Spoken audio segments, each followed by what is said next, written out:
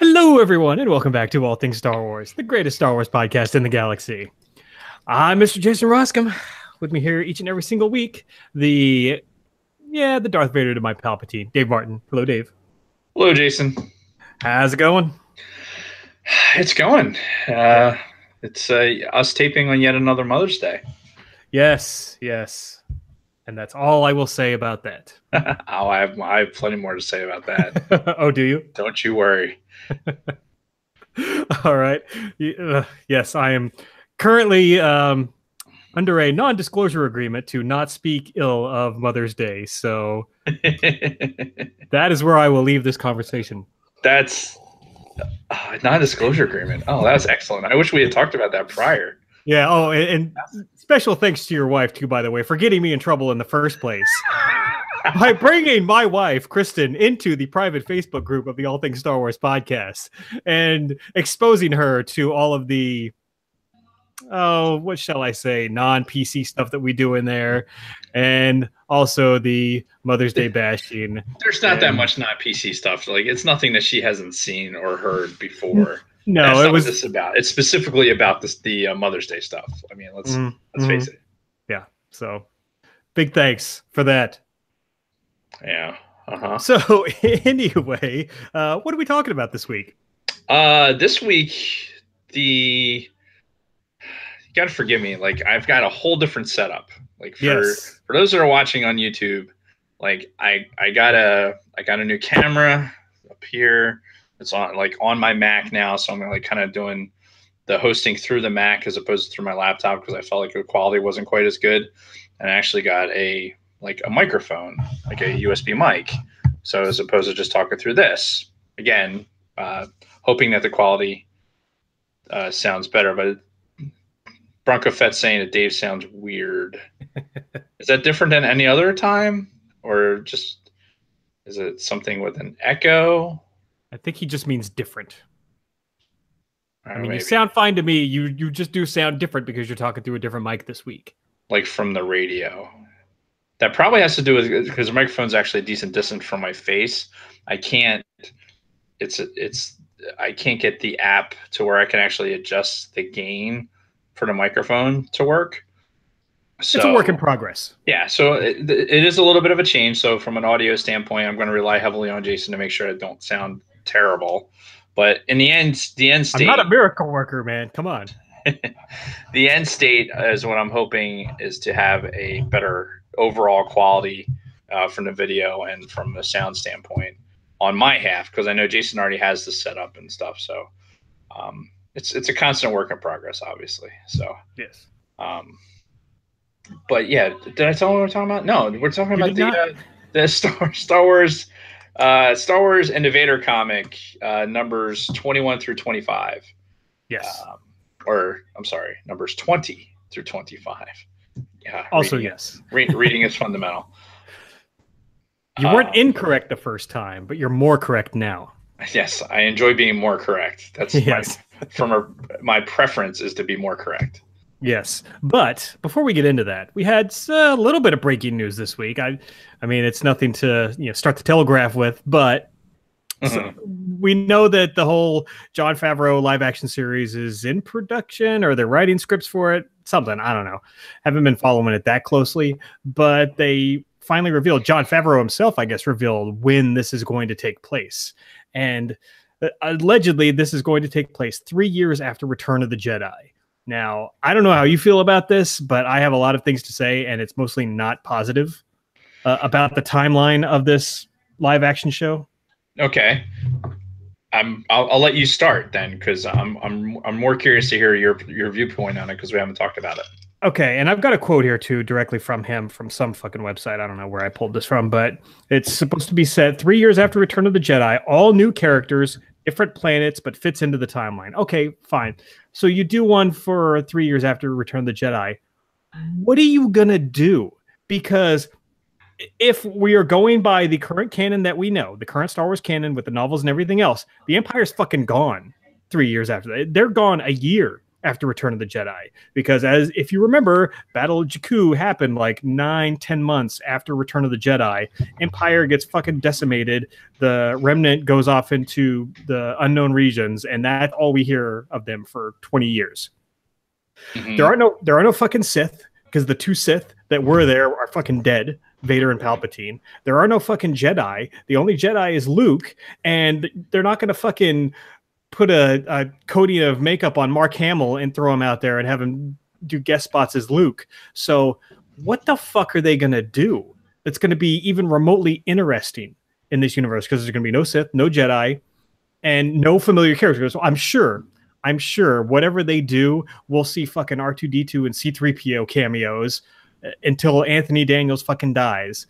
You can also throw any asshole into the Chewbacca outfit, apparently, and he can be Chewbacca. But I say this because I've been thinking about it a lot, and I think that there's one answer to this, one scenario that would actually work within this time constraint. And that's if they follow the Empire Remnant. If this whole live action series is about the uprising of the First Order in the unknown regions, if it's centered around Ray Sloan and fucking Brendel Hux and them bouncing from planet to planet, recruiting people into the First Order, that's the only part of this timeline that would make any fucking sense for them to do a whole series on.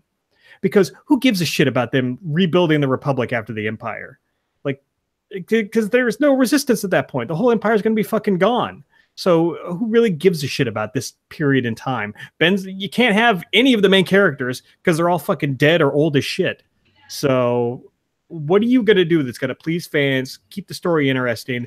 And I say the First Order is the only way you can do this. That's an interesting theory. I can't see Jon Favreau, like, one of the things that he did say in the interview is that he's been writing these stories for like the past 4 years. Like he's basically 4 years. Yeah, it was yeah, he'd been writing, or he wrote 4 episodes before he ever got the job to actually do these things. Like, so he's been working on these stories for a while. So he's had a lot of time to build up like new characters and stuff like that. I brought up the timeline for the canon just for as a point of reference. Mm-hmm. He said in his quote with the Nerdist that these are going to take place 7 years after the Battle of Yavin. Okay, so right, which is about so 7 ABY. If you look at the canon, you got, it's listed as the Cold War, but you got Terex obtains the carry-on spike. Okay, so remember what the carry-on spike is? No. Carry-on spike is Tarkin's ship. Okay. So if you have to harken back to, whoops, I did that wrong. Hang on. We know about the carry-on spike because it's been talked about in both in the Tarkin novelization, and I'm trying to think. Hang on. Which I have not read yet, by the way. Oh, well, that probably hurts this case a little bit.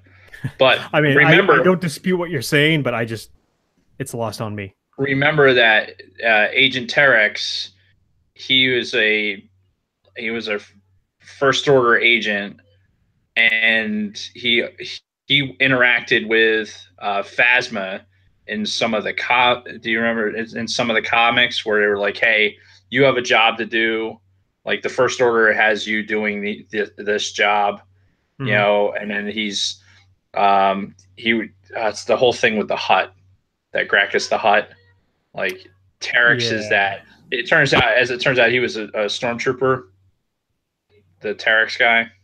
Sure. He was a First Order Security Bureau guy, whatever. Anyway, that's 7 ABY. So you have these things happening where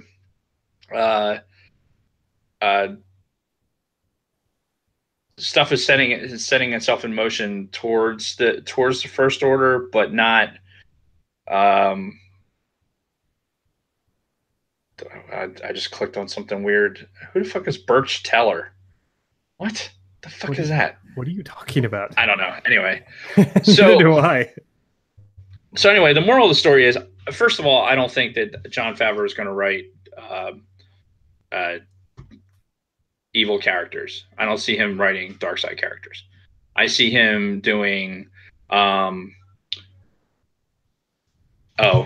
Bronco Fett said the Poe Dameron comic is where the Agent T-Rex or whatever is in. So, and we haven't talked about the Poe Dameron comic yet, much to Bronco Fett's chagrin.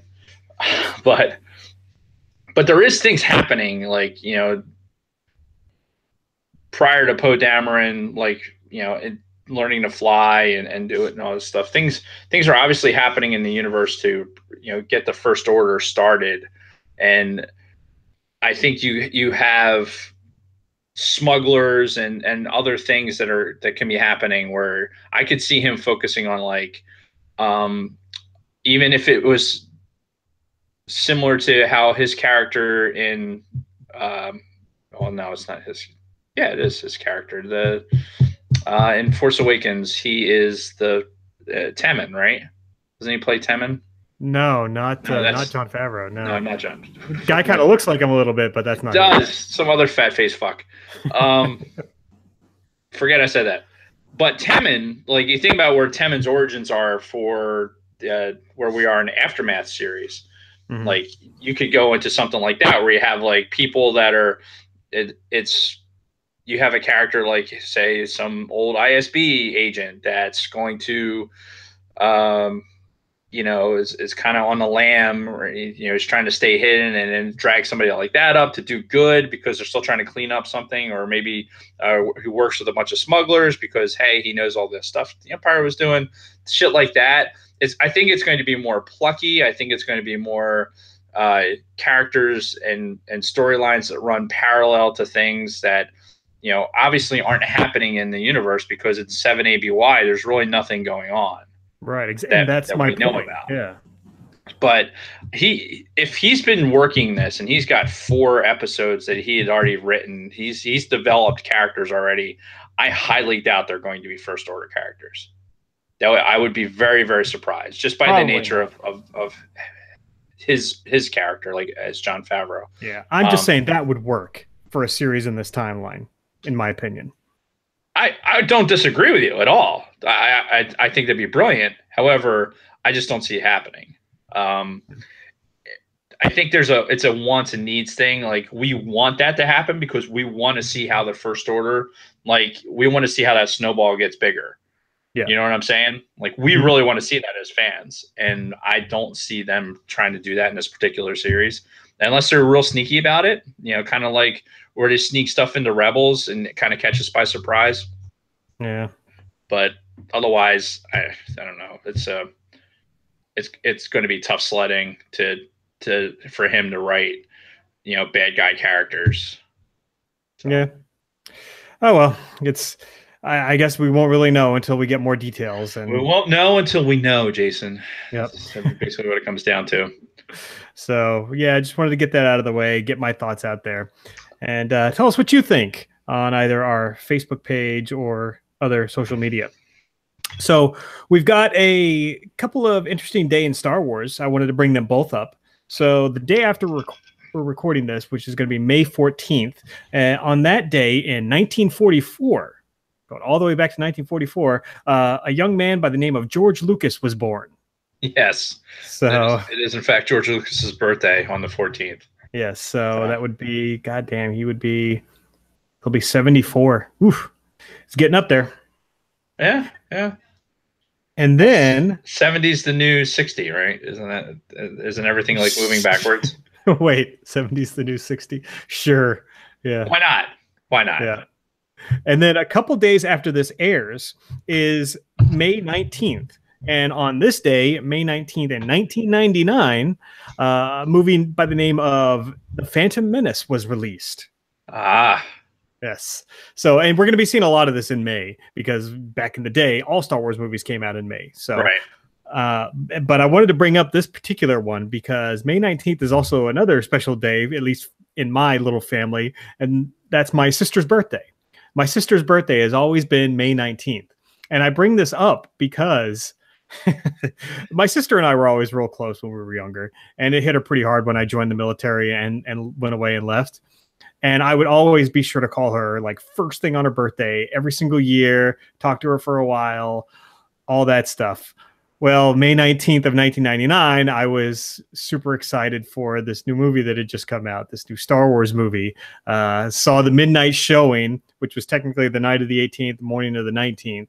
And then I think I had to work later that day. Yeah, in fact, I know I did. I had to go to work later that day and work a full day. So between all that, I forgot to call my sister on her birthday on May 19th, 1999, which was, holy shit, 19 years ago. Mm-hmm. She has not forgiven me for that since. She brings it up all the damn time. She refuses. She refuses to watch a Star Wars movie because of that. Really? Yes. Any Star Wars movie, like any from this point forward, because of that? Yes. She didn't see any of the prequels, and she, as far as I know, she hasn't seen any of the new movies, and refuses to because I forgot to call her on her birthday in 1999. That really is inexcusable, though. I mean, you had the whole day. Like, you could have, like, even you saw it the night before.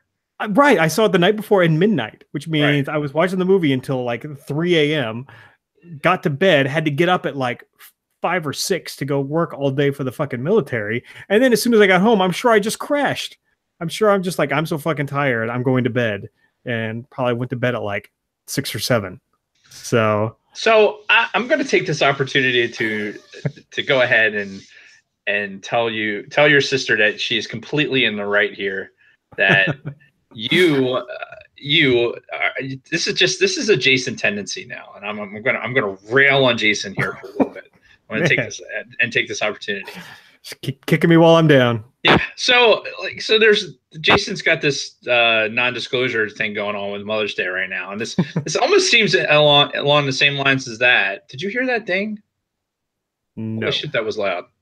No. All right, sorry. Anyway, Squirrel having a stroke apparently. I can't move my hand this way because that's where the light is. So I'm like, that's like a stroke.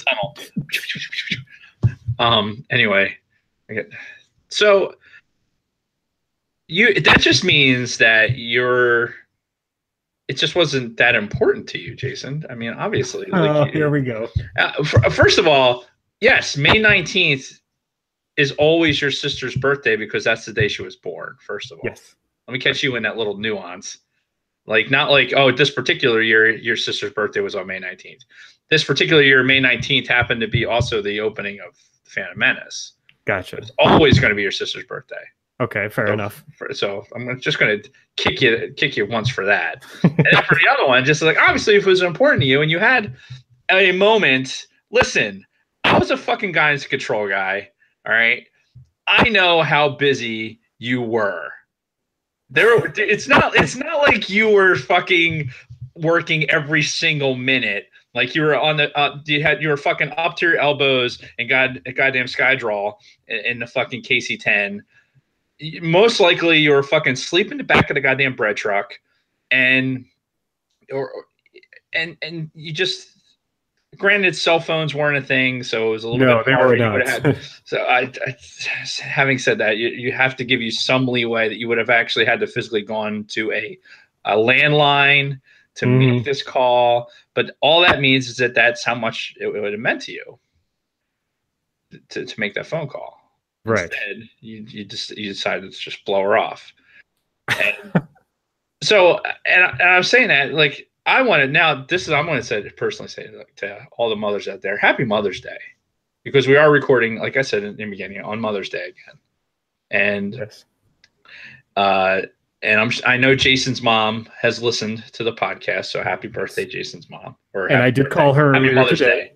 Happy Mother's Day, Jason's mom. And I'm glad you did. And what Jason's alluding to on the closed group of the podcast on Facebook is, it is a point of contention with Jason that Mother's Day should be isolated to just your mother, not necessarily that if your wife isn't your mother. So why would you have to make a big deal out of it for your wife. And that's therein lies why Jason's going to get into trouble, courtesy of my wife, who just instigated this whole thing. So I will go on record as saying that, like, I try my best to make sure that my wife has a good Mother's Day. So I'm just going to say that and make sure that my ass is covered as far as the day goes. And but in all seriousness, for Mother's Day, it's one of those things, like, as parents, we kind of like just make, it's one of those things where, like, yeah, I might not be, it's not necessarily my job to make sure that my wife has a good Mother's Day, but with kids, and sometimes kids forget, you want to make sure that, hey, don't forget it's Mother's Day. Hope you're doing some shit, like clean your rooms, buy them something, do whatever. So and I do that every year with my kids, even though my kids are younger. I tell them, hey, make sure you say something nice to mom the first time you see her today. And but it is the mother of your children. You can make it at least get a card or something. The funny thing is it's one of those. This is one of those things that Jason just is totally animated about, and he's like, no, he's driving stakes into the ground, like drawing lines in sand, like, this is no, absolutely not. And that's what makes the whole fucking thing so hilarious with the Mother's Day thing. So anyway, sidebar. You find it odd that in the Star Wars universe, no mothers ever raise their own kids? Have you noticed that? I mean, obviously with the Jedi, they're not with their parents, but like fucking Rey didn't have her parents. We were just talking about what's his name, Timon, from the Aftermath books. His mom wasn't around.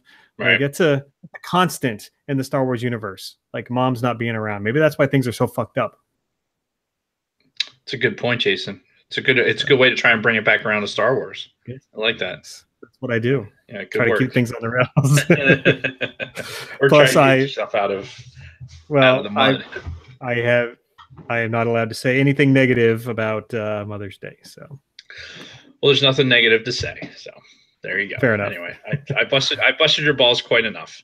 Yes. So, all right. You should have called your sister that day. You sack of shit. Of course, I know I should have. I forgot. I was tired. I don't need you to tell me that I should. I'm writing this down for like perpetuity, May 19th, so that I can remind you to call your sister. Yes. That's what friends are for. Yes, and exactly. Bust their balls relentlessly. That's right. It's all in good fun. All other time. So, all right, we've got some more business to take care of this week. Sure, we are a little bit behind on reading 5-star reviews. So we've gotten a couple over the last couple of weeks, both on Facebook and on iTunes. So do you want to read one of these for us? Sure. I'll read this first one in the notes from Nero 7192, which is probably a birthday. 7192? Yeah.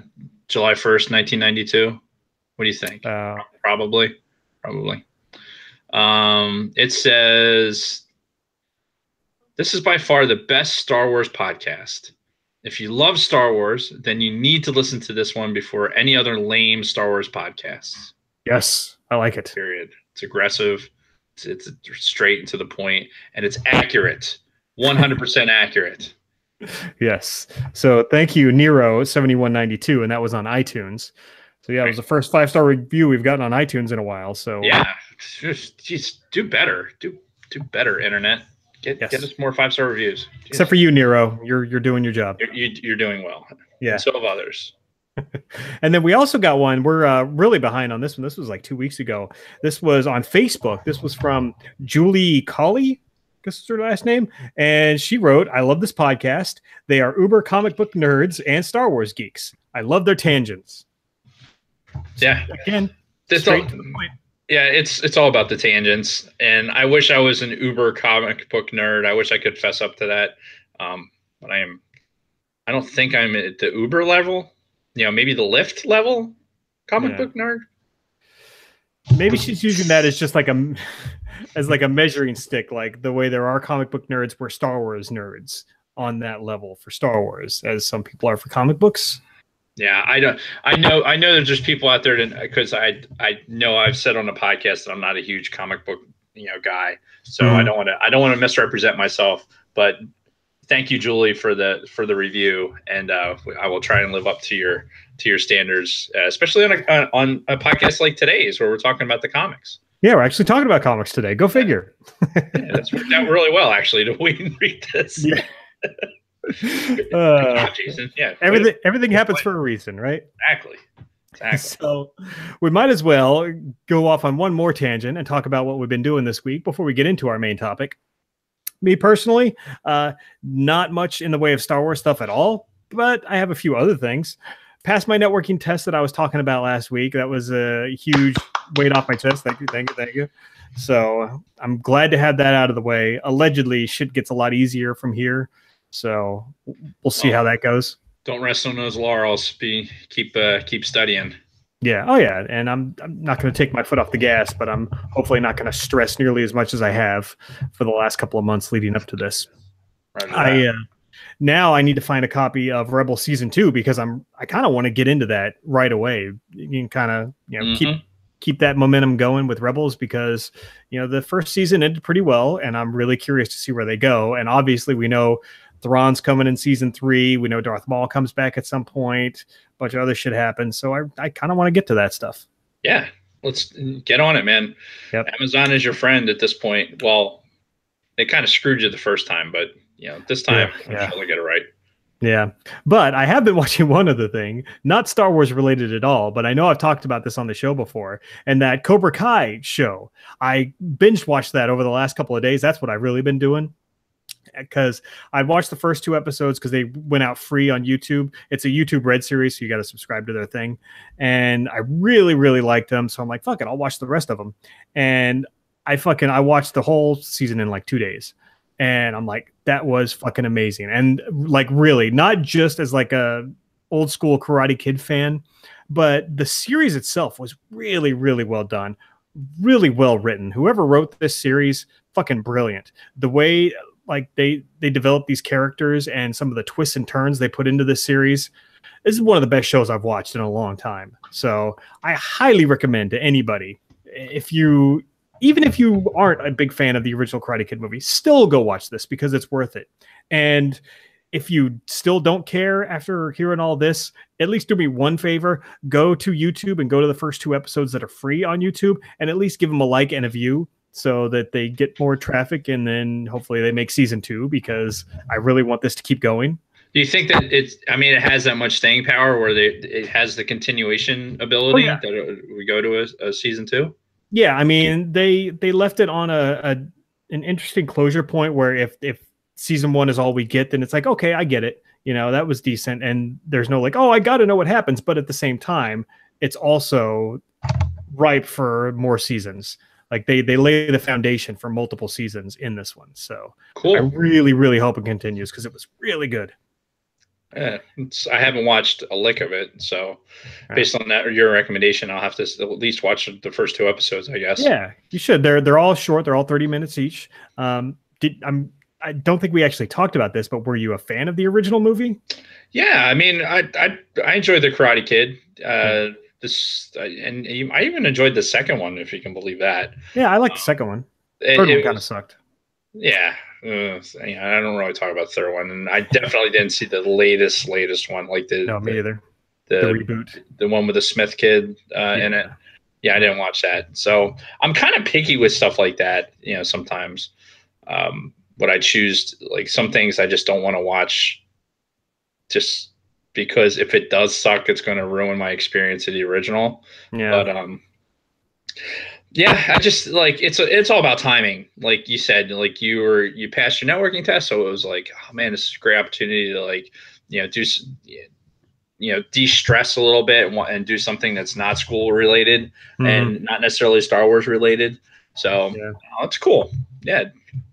Yeah, and it wasn't planned out that way. It was just like every time I would finish an episode, I'm like, I want to watch the next one now. I want to see what happens next.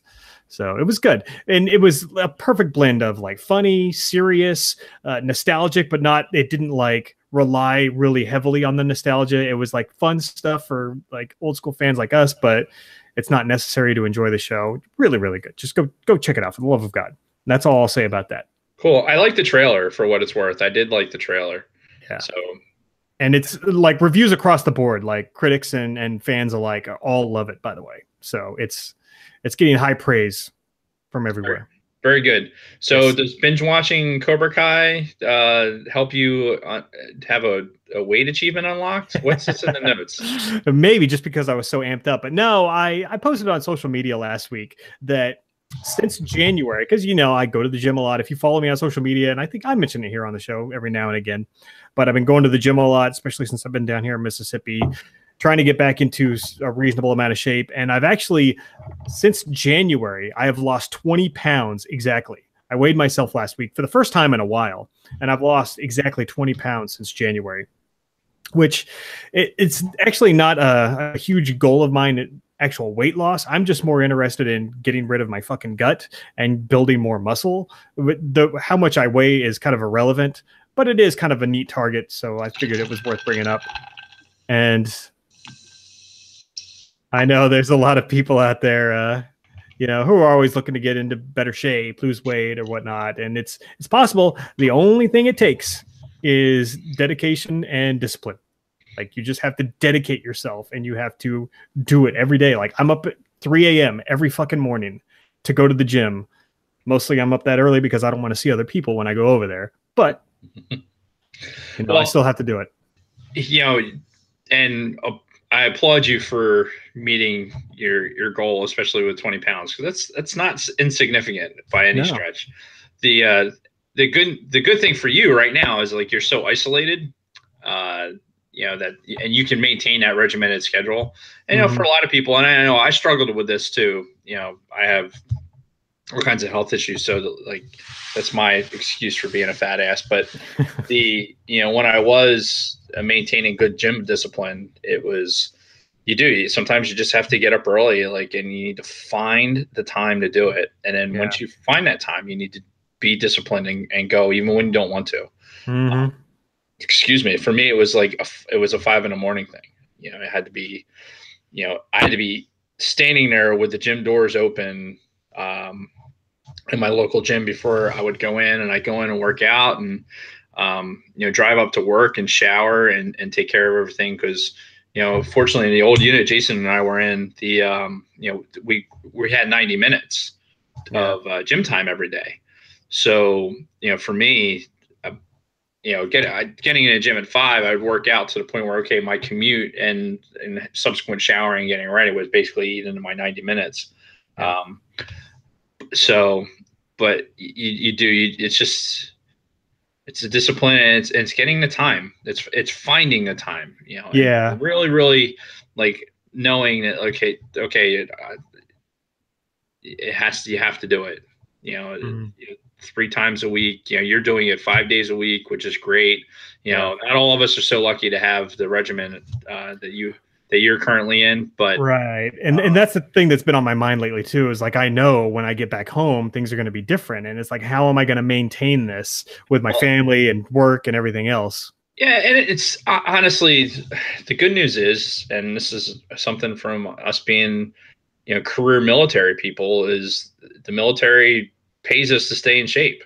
Yeah. It's part of our job. It's part of our job. And once you're out of that, it becomes a lot harder. So, and, you know, we got our followers, and I know Bronco Fett, you know, he checks in on Instagram with his, he's got his Bronco Fett representation and his Star Wars representation on in the gym. You know, Tony Ferrari obviously is a big workout guy. Yeah. You know, constantly watching him fucking, you know, do squats. You know, dude, I don't really want to watch you do squats, honestly. We get it. You're at the gym. It's good.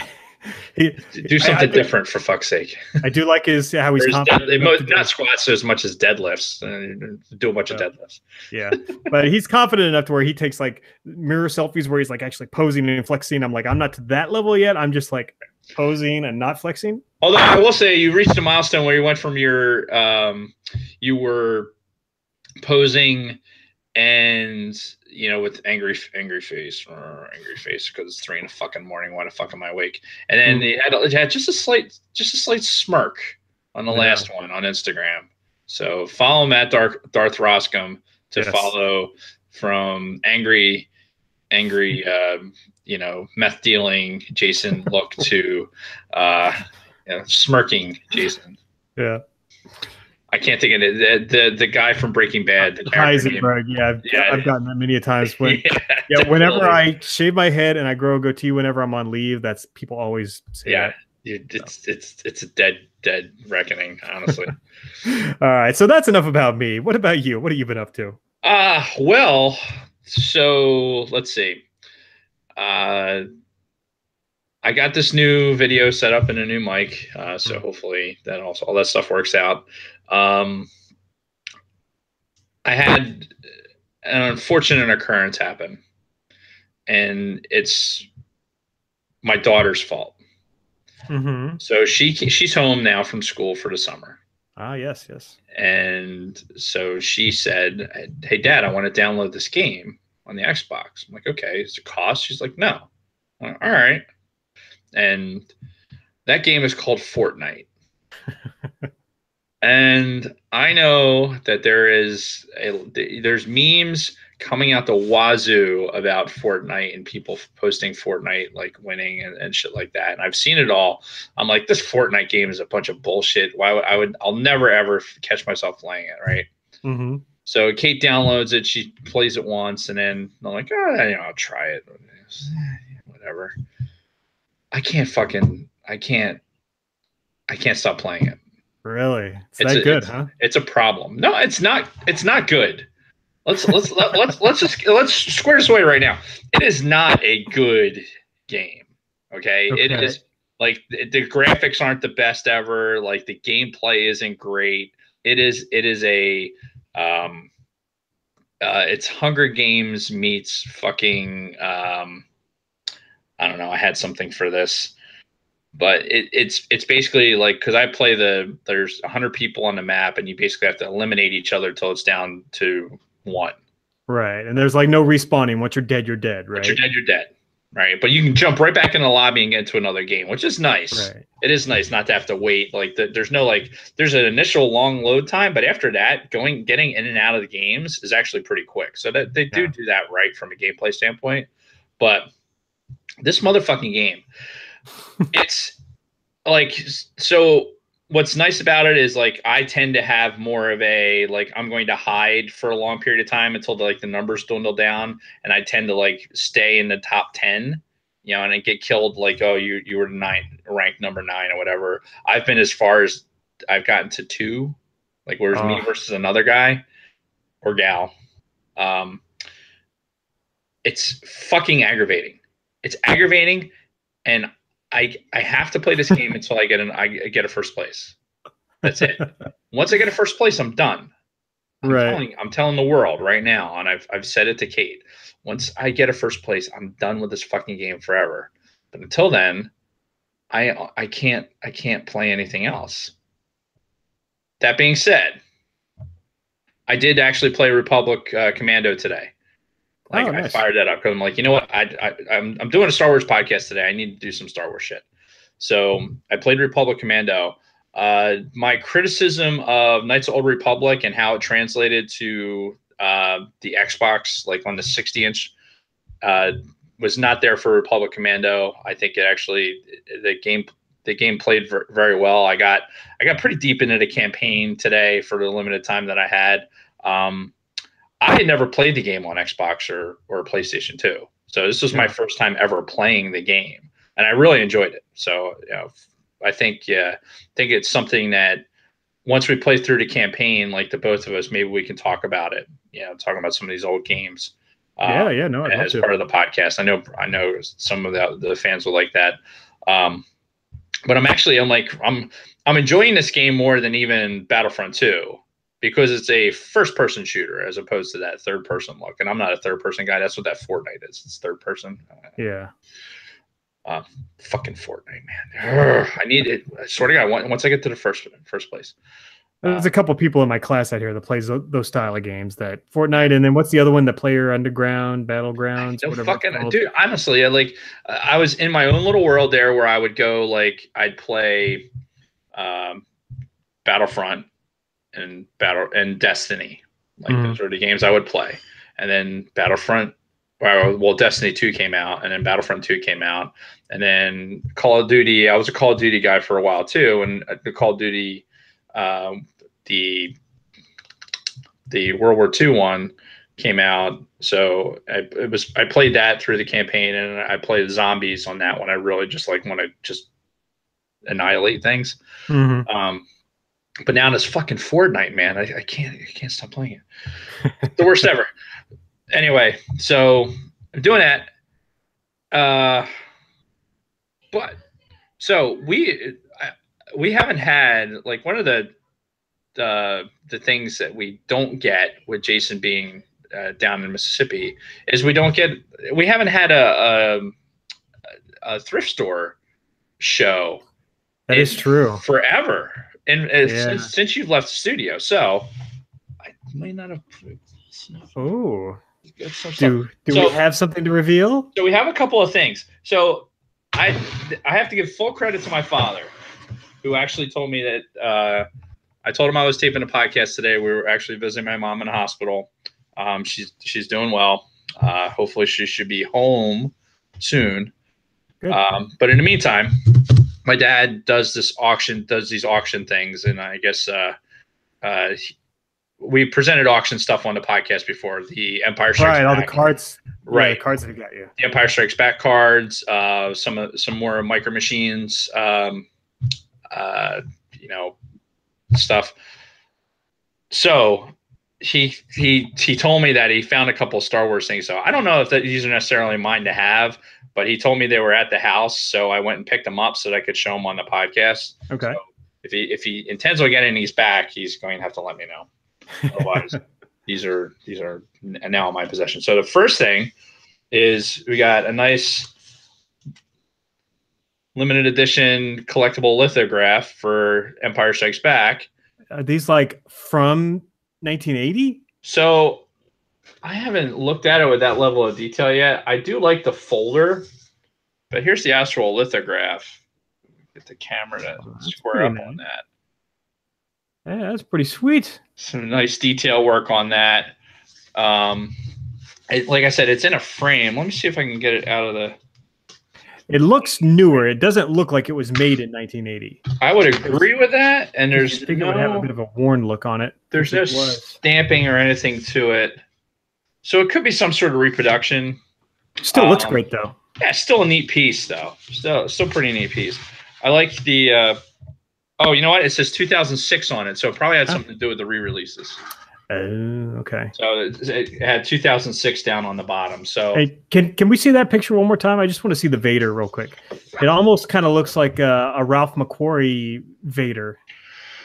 Almost. I think it's because the cape is going across his chest. Yeah, that's a little odd. You know, it just looks a little bit different. I will follow up on that in a minute. So anyway, there's the first thing. Nice. I like it so far. So I'm going to show this one. So this is interesting. It's now I'm not a Naruto guy. I'm not even probably pronouncing it right. But I know that there's a lot of our anime fans out there who probably appreciate this mashup here. Oh, I get it. Yeah. So you can see this looks like something that you would be wearing on one of your T-shirts. Honestly, if I was a Naruto fan, which I don't know a thing about it, and neither do I. But it's a pretty cool poster. It's actually got a wet signature on the bottom for whoever drew it. Oh, no shit. So whoever is into this, like, it was custom framed and everything. So somebody who was really into this. It's a cool mashup. I really like it with Leia and Obi-Wan represented. You got a Darth Maul representation here. Yeah, that's Han Solo with the pistol. So it's well drawn. It is a neat piece. I can see my cousins really being into this. So no, that was one of the other pieces that he found. This to me is probably the best one out of the finds. That if you look at this, Is that like a pencil drawn? yeah, it looks like I can't open the framing, but it's got for Michael 2006. So somebody drew this for him. I'm not sure who. I don't know it. I can't really recognize the signature. Maybe something Daily. But it's like it's got basically all the Dagobah stuff on there, right? You got hovering X-wing, you got Yoda, and then you got George, and I'm assuming Frank Oz or Jim Henson or Frank. I think Probably that's Frank Oz. Probably supposed to be Frank Oz, yeah. And working on the Yoda puppet in the corner, awesome. And then it's got that's got to be Frank Oz because it's smaller down here. Hopefully the camera can pick that up. Yeah. You have another drawing. Oh, that's definitely Frank Oz on the bottom. Yeah. With the mustache and the balding head, that's definitely him. Yeah. The guy on the right almost looks like Stan Lee or somebody, but I don't know. I don't even think that's Jim Henson because Jim Henson had a beard. He did have a beard. I don't know who. So maybe that's like Kirshner or somebody else, or who knows? Who knows? But neat pencil drawn piece. Obviously, this was drawn for somebody. Yeah. It's the same framing as the Naruto. So. And he gets these at like storage unit auctions or something like that. Yeah, honestly, I don't know this one in particular how he got it. I just know that he got it at one of the auctions that he does. So, cool, very very cool stuff. I especially like the pencil drawing stuff. Yeah, and I would just not bring it up to him again and just hope he never asks for it back. Well, I'm sure he's going to listen to the podcast and he's going to be like, "Yeah, I wanted those back." So, if not. There's running out of I'm still figuring out where to put stuff here in the old room for all the retirement stuff. Yeah. So still working on that. So anyway, that's it. That's all I have for my week in Star Wars. All right, fair enough. So that was good, and I guess we can roll right into our main topic unless you had something else. Let me see. Let me check my checklist here. Bust Jason Balls about Mother's Day. Got that. Talk about auction stuff. Yep, got that. Wish everyone happy Mother's Day. Did that. So yeah, I think I'm good. All right. So yeah, like we mentioned, we're talking about Star Wars and Darth Vader 20 through 25. This is actually closing the book on the first Vader series. And actually, as I was looking ahead in my Marvel Unlimited, we're getting close, somewhat close to where Star Wars is on Marvel Unlimited. I think we're about like 10 issues behind now. But if we're doing them 5 issues at a time, then it's only going to take a couple more times to get caught up. So we'll have to see. And again, I want to hear feedback from the listeners too. If you don't like these comic book episodes, tell us and we'll fucking stop doing them. Because some of these stories are not the greatest. Well, if I may, I think you actually have it set up this way in the notes anyway. Mm-hmm. The Star Wars series, like when we started with these comics, I think both of us remarked on how impressed we were with the story writing. Yeah. For probably the first dozen or so of the Star Wars comics. Yeah, it started off strong. Yeah, and it's drawn itself into a lull. Yes. And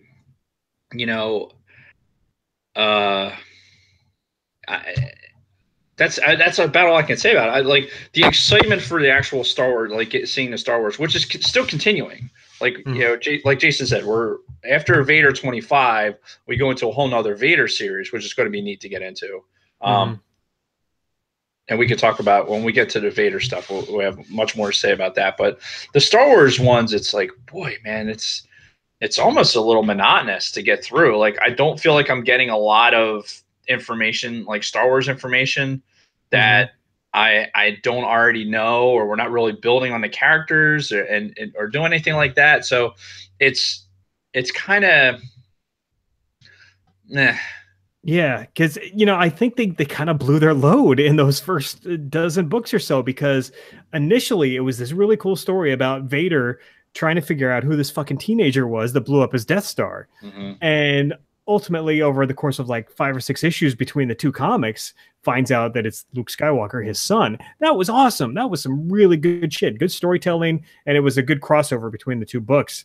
And then they both kind of started branching off doing their own things, and it's like you said, it became monotonous, especially with the Star Wars book. Like the Vader books have like a very specific storyline, and like this first series anyway, it started and ended with a certain theme, and it was fine by itself. But the Star Wars books, it just seems like a never ending. All right, well, what can we throw at them this week? Yeah, and we'll get into it more when we talk about Vader specifically, like the Vader series. But I think with the Veda. Darth Vader. Vader.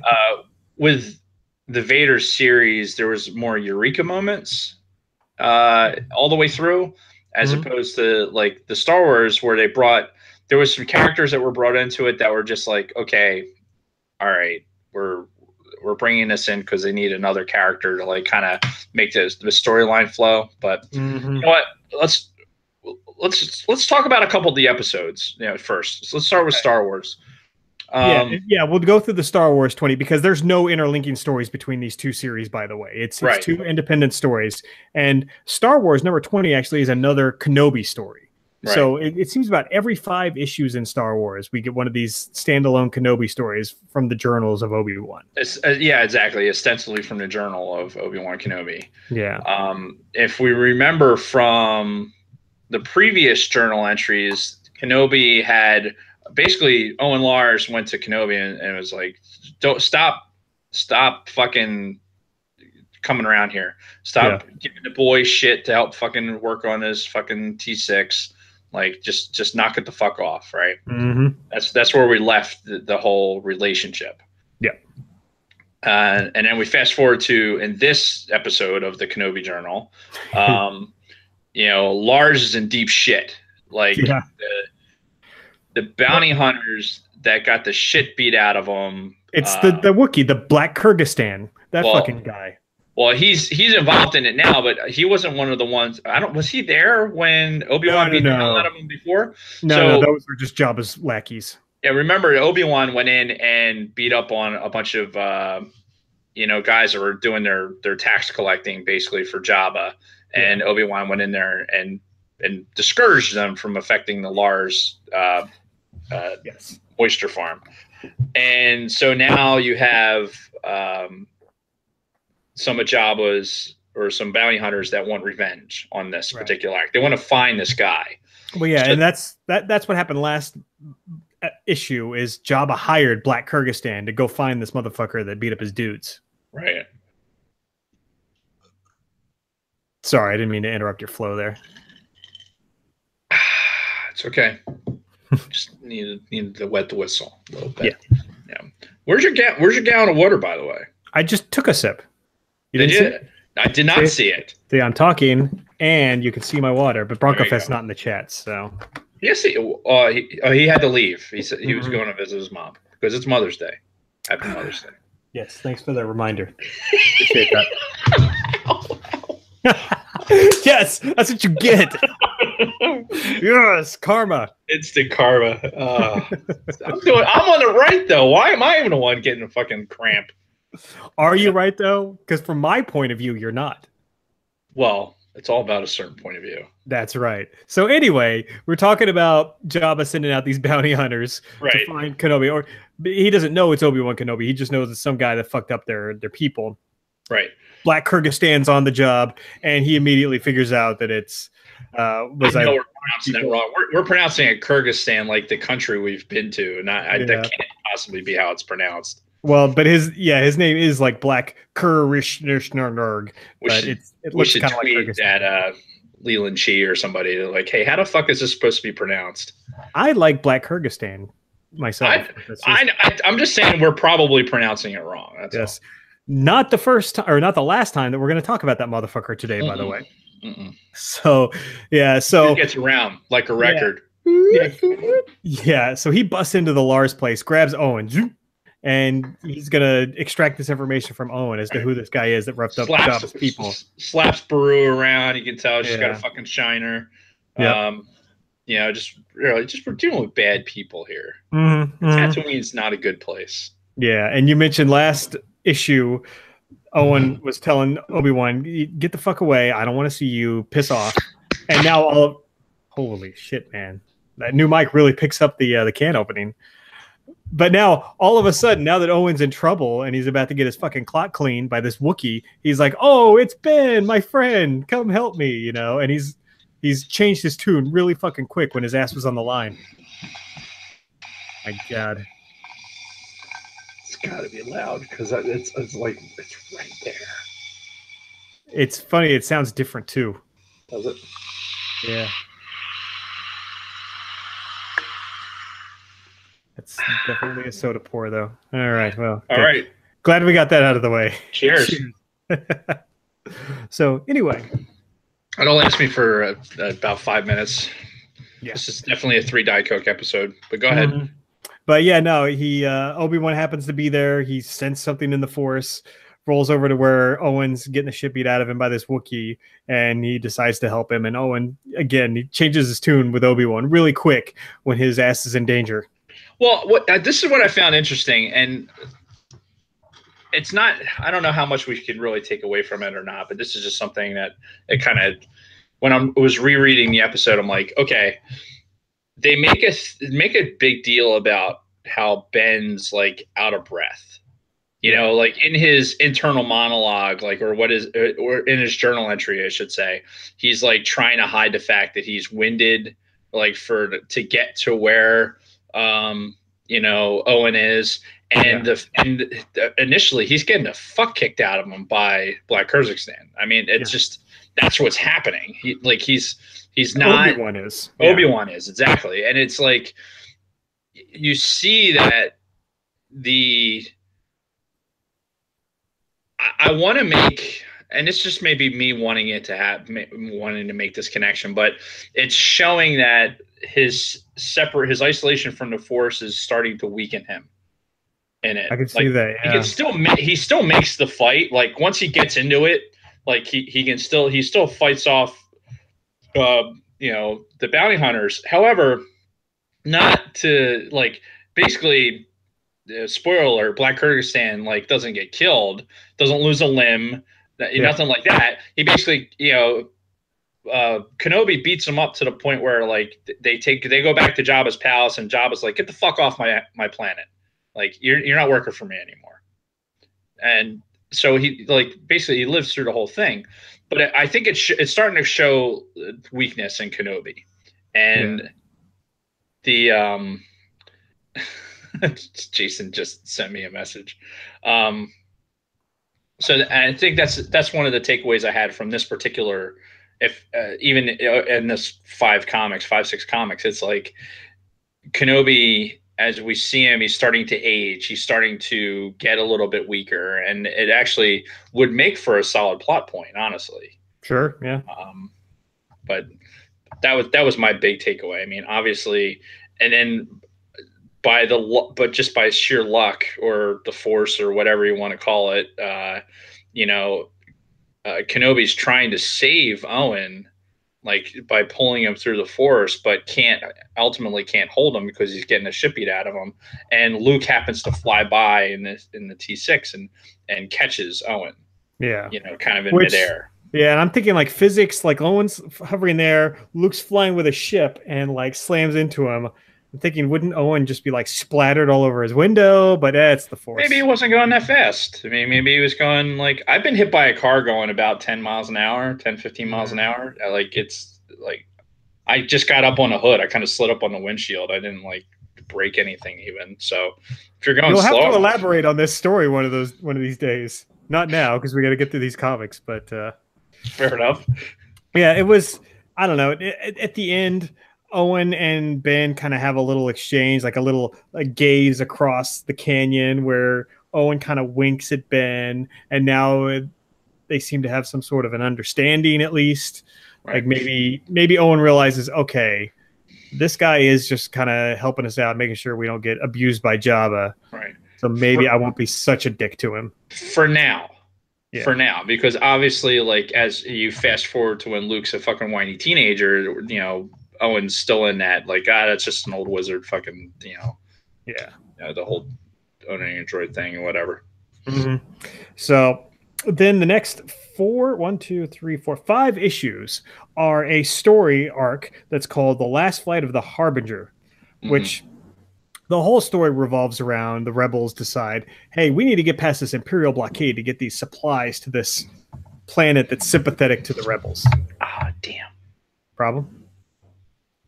No. Continue. But before I actually got into that, I wanted to bring up the cover of issue 21. Fucking A, right. That's what I'm trying to do right now. Oh, you're looking for this right here? This thing as I'm talking. Yeah, there you go. Because I on my Marvel Unlimited, it's on my fucking the same iPad that I'm using for the YouTube chat, so I couldn't do it. Yeah. So note the Star Wars 21 cover, best cover yet. Yeah, I thought the exact same thing when I pulled it up. I'm like, oh, this is badass. So yeah, go check that out. Just Google fucking Star Wars issue number 21 and look at the cover of that. It's these stormtroopers, an Empire symbol. It's a very artsy. Suitable for framing type.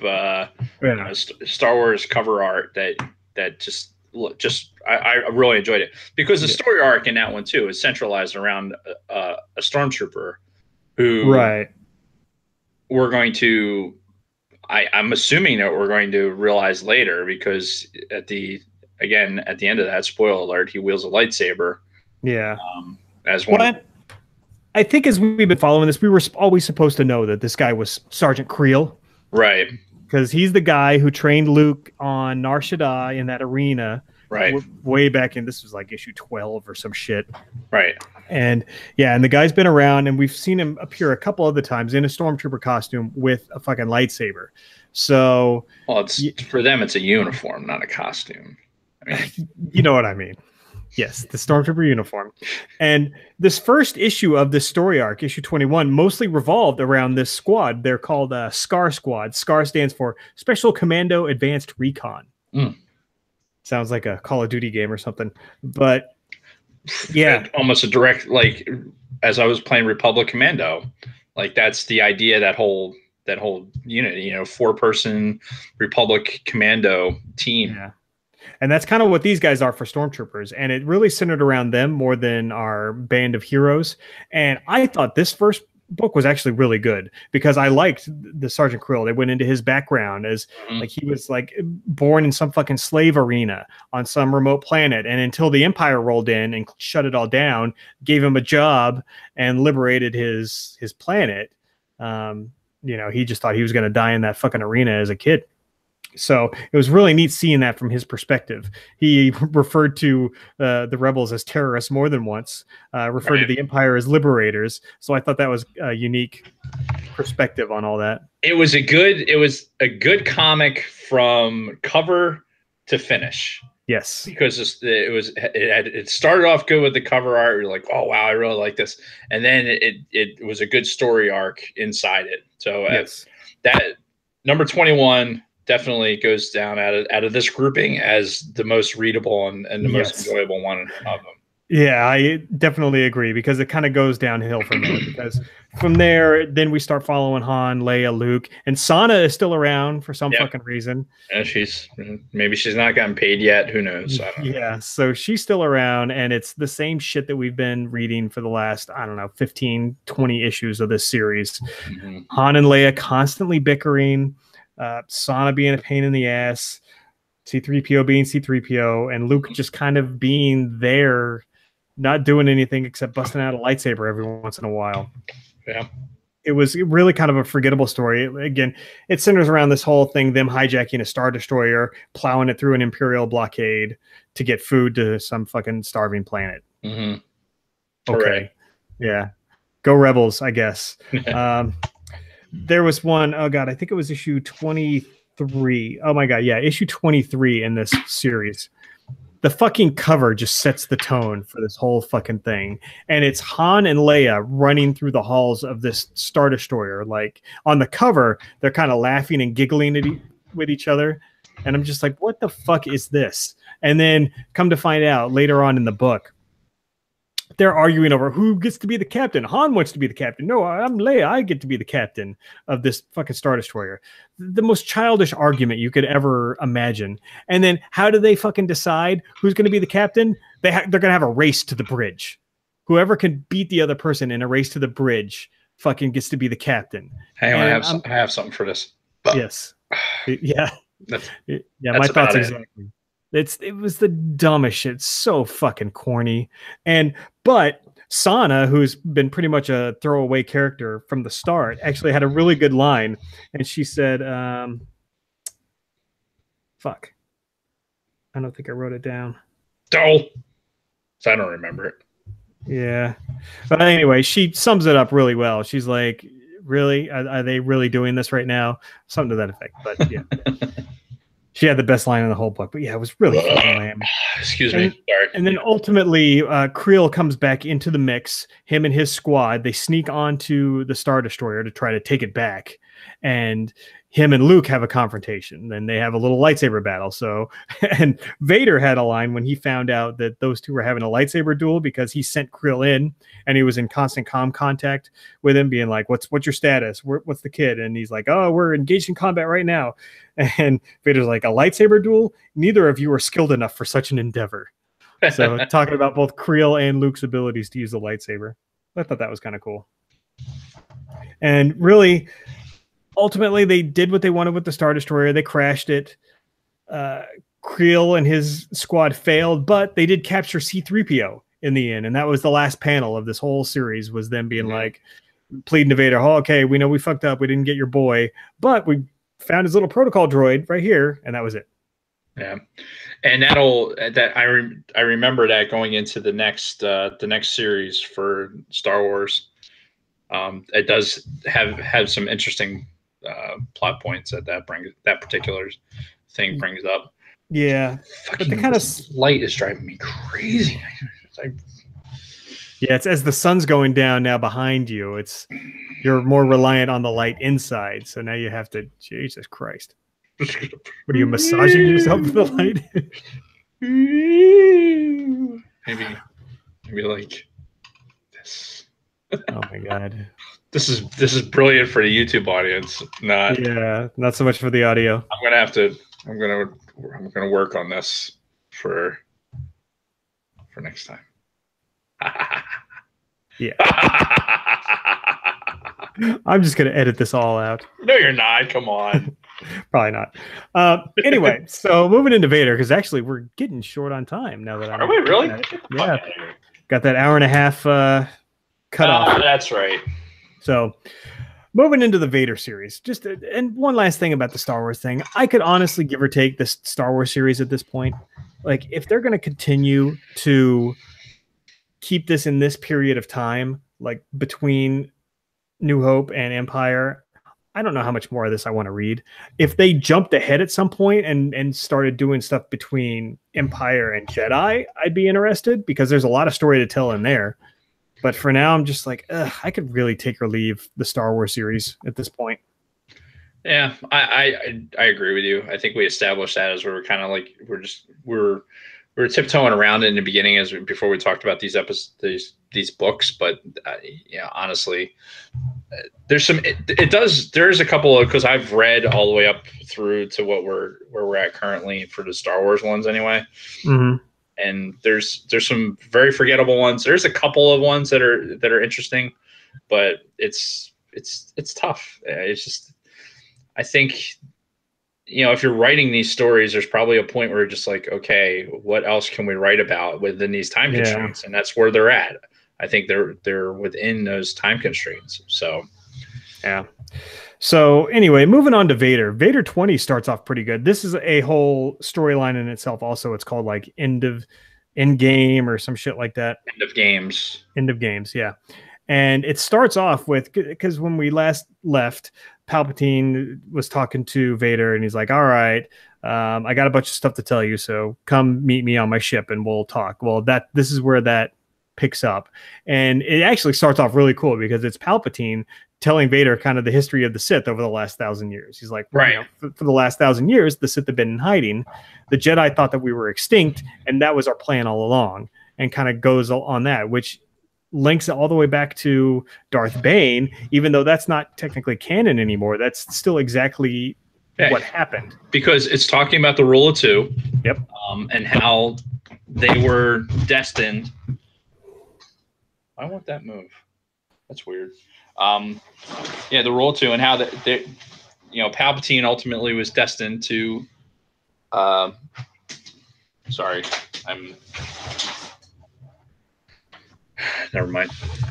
You all right? No, apparently not. I'll start over by just saying that this particular book, I think, was a great lead into the finish of this particular series, because it ties up some character ends that we really needed to get rid of. And this book in particular, where it's talking like it's Palpatine explaining the trials and tribulations of Vader and why Silo was even brought into it.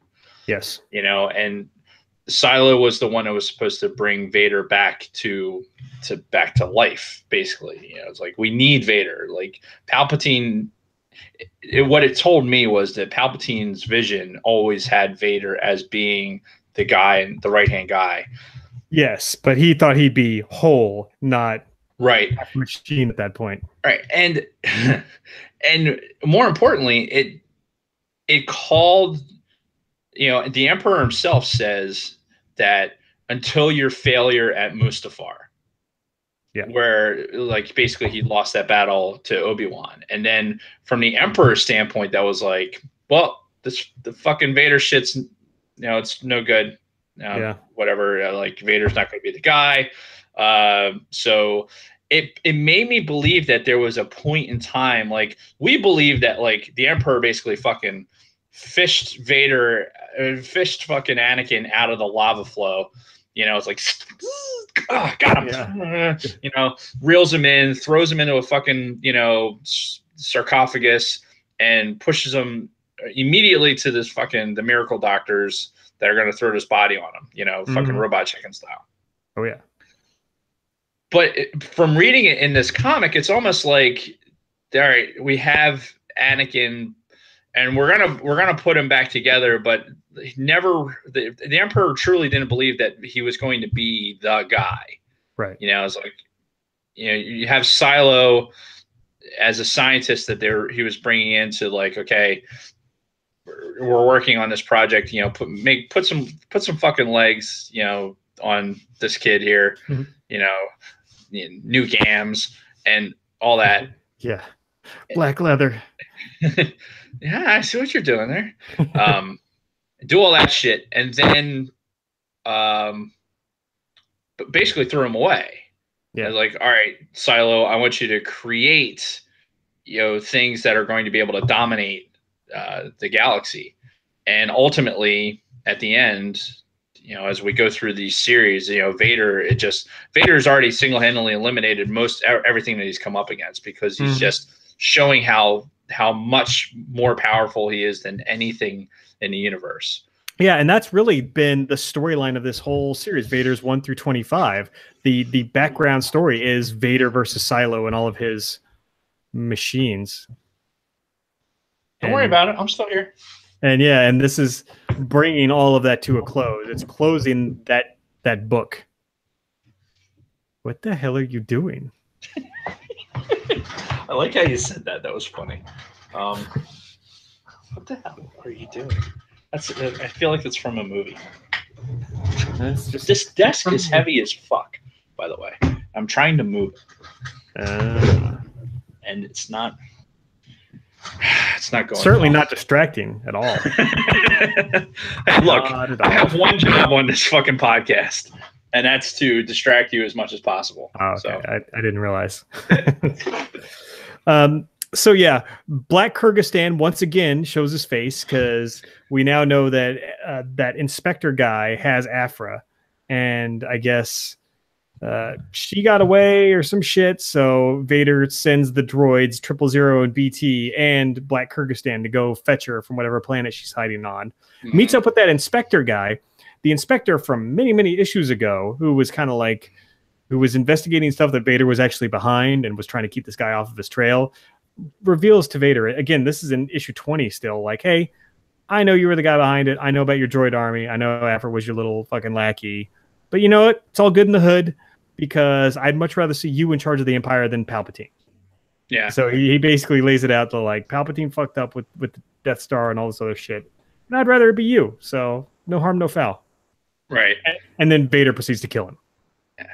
Which the inspector knew was going to happen anyway. Yeah, like it was evident like there, and like the reason that I haven't made these anonymous phone calls to the Emperor and let him know that like you are the man behind all this shit is because I prefer you. Yeah. Like, okay, well, thanks for that. Yep. and fucking takes him out. Hops in his fucking TIE Advance, moves on to the next thing. Mm-hmm.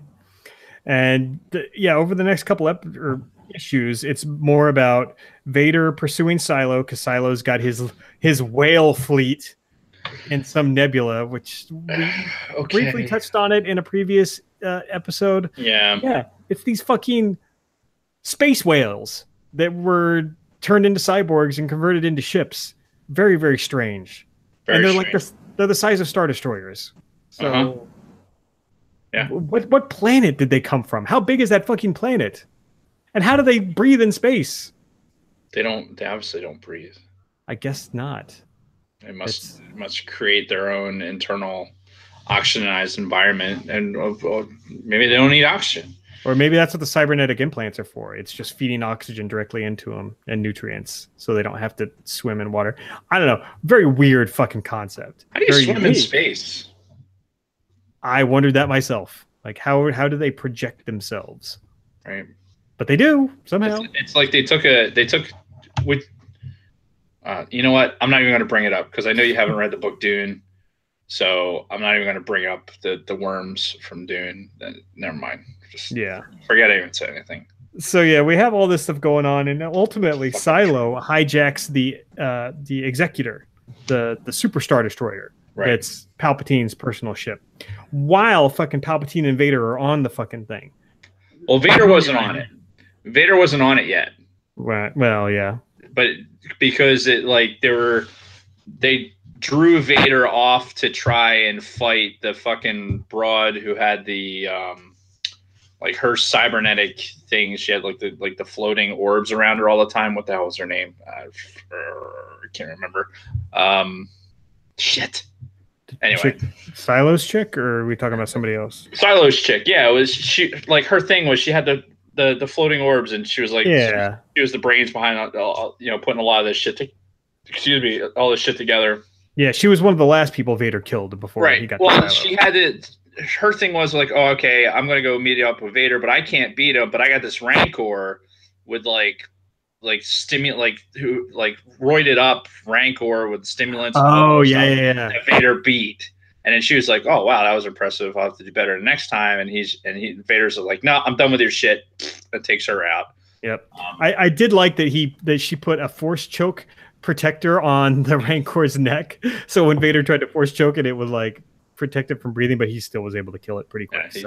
He basically rammed I think he rammed the lightsaber through the roof of its mouth, didn't he? Like he put it through its brain. So. Like, oh, that was the implant that was controlling. Good work, Vader. Now, did we know, you mentioned it before, but did we know before this that Silo had actually built Vader's suit? Did they mention that anywhere before? No. Or was that like because that was kind of a revelation for me. I'm like, oh, I didn't realize. If it was a revelation for me as well. That's why I thought it was so important to kind of come out the way it did. Because towards the end, after Vader does catch up with Silo, and Silo pulls out a little remote control and he just turns off Vader's suit. He's like, motherfucker, I designed your suit. I put in this little failsafe thing. I knew you were never going to be able to touch me. And this goes into like a whole issue of Vader having these weird flashbacks to Mustafar, um, all these weird visions of himself, like fighting against his younger non-robotic self. Right. He's fighting against Anakin. Like, you know, the lava scene's completely different. We do see I think some of we can't neglect the artwork in this particular series, because I think the artwork was excellent in the Vader series. Yes. In the Vader series, because these, like, you get images of Padme and of Anakin, and they're very lifelike. Yes. And they're very well drawn. Yeah, I noticed that. I give credit to that. You know, the Silo character or whatever, and the space whales, who gives a fuck how they're drawn? But like when he's having the flashback, it's very very photorealistic drawings, and I think it's very well done. Yeah, no, I agree. Yeah, but it was a very weird whole flashbacky thing. Ultimately, as we know, Vader comes out of it. He's like, your suit is no match for the power of the Force, and fucking kills Silo 5. But as soon as he does, Silo 6 like wakes up in the little cloning tank, because that's what he does. He's just got like infinite number of bodies. Well, so he did anyway. Yeah. Well, his one wrench in his plan was the fact that he put all of his like extra bodies on one vessel, one ship, and Vader just like mind controls it, because it's a whale, because it's like a living being. He just mind controls it and say, "You will fly right into that sun." And Silas like, "Oh shit!" It was a great line too, because Vader's like, he says this line out loud, like, "You will fly this into the sun." The guy's like, "Your mind control isn't going to work on me." He's like, I wasn't talking to you. And then he fucking turns around and walks away from it. Like, oh shit, because he's standing on a brain. Like, you see him when he's standing there. He's actually standing, like, below it. There's like a brain. Yeah, these fucking whales. The whale brain is like, Silo's basically standing on it. He's like, oh wow, that was clever. Yep. And so the end. Yeah. And to close out the story, if Vader is done with Silo, he's back in the Emperor's good graces, but Aphra rolls in, like she fucking owns the place, and just like rolls over on Vader to Palpatine. She like fucking just sings like a bird and tells Palpatine everything Vader's been doing with his fucking secret robot army, with all the extra shit he's been doing, stealing money to fund his stuff. And Palpatine's like, "Oh, I see you've been working all this other extra shit on the side. I like it. Very resourceful." Yeah. Meanwhile, Aphra's like, "Oh, that's not how that was supposed to go." Yep. Shit. So yeah, then Palpatine's like, tells Vader, he's like, "Oh, I'm sure you have a lot to talk about with her." And Vader takes her to a fucking airlock and shoots her out into space. Yeah. Interestingly enough, knowing full well that like he could have killed her with the lightsaber, like, and been done with it. It's like, no, he gives her an opportunity to live because she was useful to him. Yep. So it shows it has nothing to necessarily do with compassion. Probably it shows more of a functionality thing when it comes to Aphra. But we kind of glazed over, during Aphra's, like, BT and 000, and Dark Kyrgyzstan, or whatever the fuck his name is, Black Kyrgyzstan. They get her onto the Executor, and then she like basically tricks the droids into like, all right, well, Johnny Five's primary protocol here is completed, so now your next protocol is get me the fuck out of here. And they're like, shit. Yeah. All right. God damn it. Now we got to get her out of this. Yeah, she uses a droid logic loophole, basically. Yeah, exactly. And the droids are like, oh, fucking hell. God damn. All right. We'll try. Yep. And so there's some. I like the banter with the evil R2 and C-3PO. Yeah, and we've mentioned that in previous episodes. 000 and BT, yeah, they have really good lines between the two of them. They're fun characters. It's fun. It's campy to a point too. It's not all the dialogue is great, but some of it's just really fucking fun, because you get to a point where we knew in previous episodes 000 took 3PO's arms. Yes. Right. And so they're at this like shop.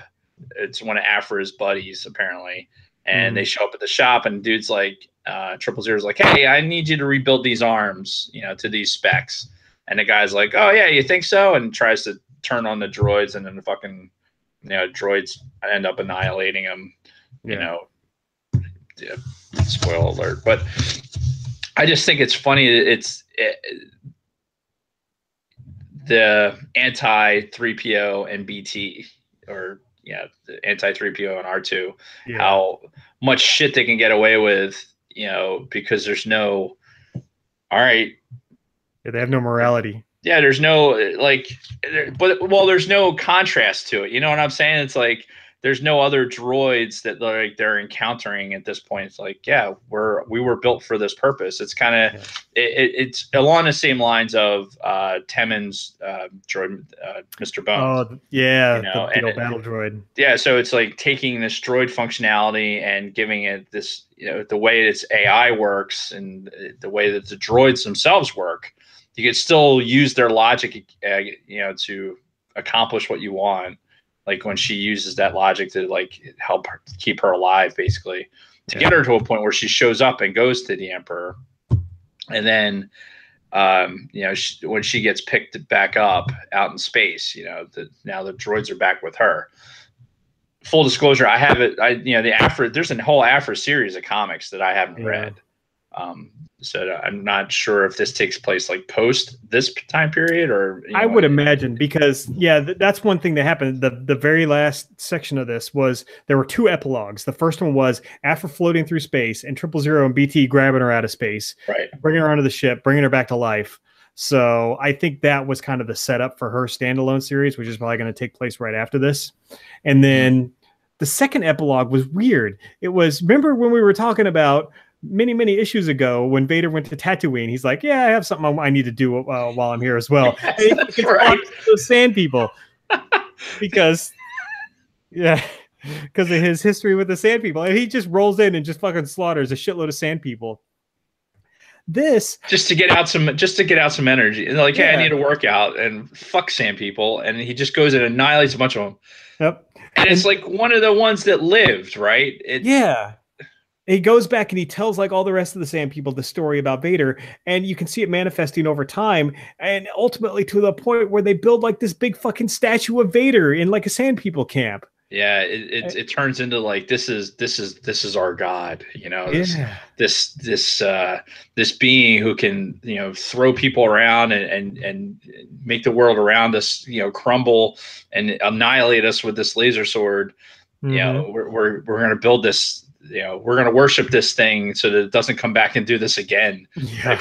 It's very weird. They're probably giving tributes and shit to it. Yeah, it's Brady Bunch tiki things, take this miniature Vader, home with you to protect you. Yeah. So, and that's really it. I think we kind of hit the nail on the head. The Vader stuff was pretty decent. Some of the shit was okay. The Silo stuff was all right, I guess. But a lot of the interactions with Vader and the Emperor and some of that stuff was really good. The Star Wars stuff, I could care less about all that. I'm looking forward to getting into the next Vader series now, because as you know, when this series ended, they started a new Vader series not long after that, which started with Darth Vader #1, right, 2017. And in Marvel Unlimited, it goes up to issue 7 already. And I can see the cover of 6 and 7. They're the Inquisitor, the dude with this fucking weird spinny lightsaber. So now that we're doing Rebels, I kind of want to jump right into this series. And I would imagine they've got some interconnecting. Well, with this Inquisitor guy, I think that it's not necessarily a bridge too far for us to go. We could even focus a little bit, because this next Vader standalone, I think, has some more meat to it that connects to things that we're already talking about. Yeah. So we don't necessarily need to run concurrent with the Star Wars stuff, because those two things they're not going to interact. No, because now they're different timelines at this point, right? Yeah. So, and if it does, who gives a shit? Yeah. Excuse me. So I think that we can focus on at least got you once. Yep. We can focus on just the new Vader yes. Comic, and then as we work that storyline into the Rebel stuff that we're going to be doing at the same time. I think that'll be great. And then we'll catch up with the Star Wars. I mean, we could do probably the Star Wars at like the next, look at the storylines and do Star Wars, whatever. Yeah. Up, basically do like 26 through 45 and then just talk about any interesting stories that were in there. Like, okay, there was one issue that was good in here, so we'll talk about that one. Hey, anything relevant, between then and now. Yeah. So that being the case, oh, go ahead. What are we at timing wise? We got 9 minutes. We're 12 days away from Solo, by the way. 12 days.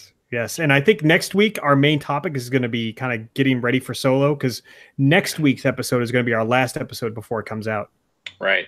So we'll have to we'll make a Solo roundup, if you will, for next week. Yeah. Everything that we are seeing. There's definitely been more like little videos and little nitnoid things that we can save till next week. Sure. As we talk about that, we'll just get our collective heads together and go through the trailer again and really give our build up into what is most likely not going to happen. Yes. And potentially affecting whether or not we're going to be disappointed in the movie. Mm-hmm. So look forward to that.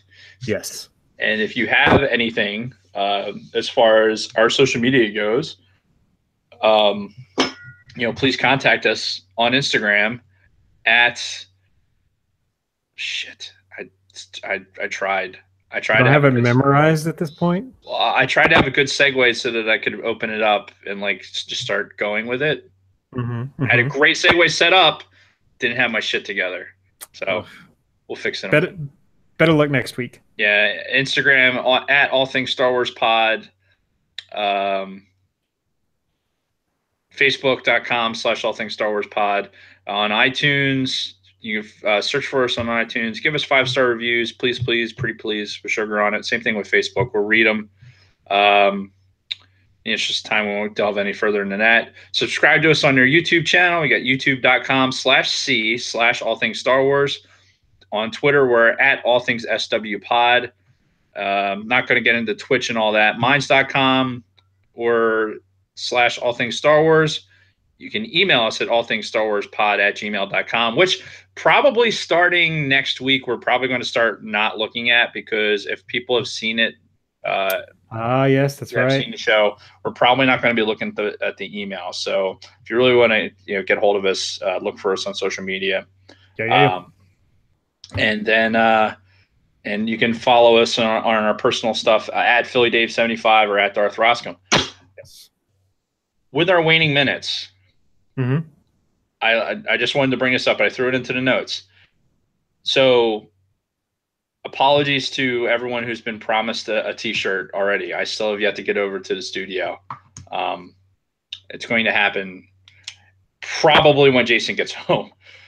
Because there's some stuff I want to talk to Jason about before studio renovation stuff starts happening for the summer. So I'm going to take advantage of that opportunity with Jason being home to go over into the studio, talk about some stuff, whatever. Take as little bit of time away from his family as I possibly can. That being said, our logo and our name and everything else, one of the things, and we alluded to this in the last week, I'm going to be working on a logo change. I jumped the shark yesterday when Jason and I were doing a test thing with the equipment, and I had my All Things Star Wars T-shirt on yesterday. So I'm not wearing it today. But if you know the logo, I'm super fond of the logo, not just because I designed it, but because of the Air Force theme, like patch look to it. I think that's perfect for us. Yeah, I think I want to try and incorporate like ATSW or something like that in there. But the reason I'm bringing it up for the podcast is if you have an idea, you've most likely seen our patch, for lack of a better description. If you have an idea for how we can fill that with something, keeping in line with the All Things Star Wars theme, either ATSW or have some clever way of filling that particular circle, let us know. Draw something up. I know it's at fuck. I was gonna write this down. It's like Curie 97. Is he the guy who did our individual, our personalized logos? You know what I'm talking about? Yeah, yeah, yeah. Yeah, somebody like that who's got some artistic ability in the Photoshop. You know, contact us via social media. Say, hey, if you send me the patch to get something I can work with, sure, absolutely, I'll do that. I'll send you something blank. I want to get something worked out so that we can get rid of the trademark issues and we can start getting things out there for people that want to get shirts and stuff and not relying on Dave solely on getting us stuff in the mail. Yeah. Because, you know, Teespring obviously would be the best option because then we don't have to expend a lot of money on the initial. So if you have ideas, please send them to us via any of those social media outlets that I described before. Yes, what he said. And that being the case, we got to shut this down because I think we're right at about time. All right. So, yeah, with that, everybody, thanks for listening. Dave, may the force be with you. May the force be with you.